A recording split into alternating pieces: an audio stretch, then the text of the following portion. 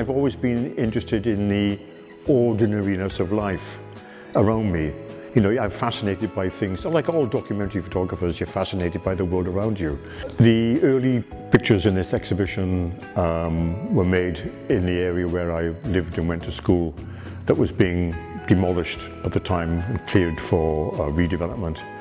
And I just felt it important at the time to document that. It affected all the people that I knew. The houses were being demolished. One of the first pictures that I took of the kids with the burnt out bubble car, it sort of summed up what was happening in Splot at the time.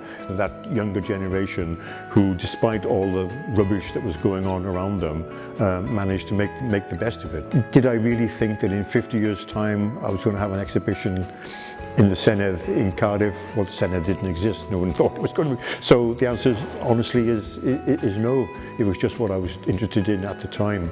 You know? I think it's the passage of time, however, of course, makes it interesting.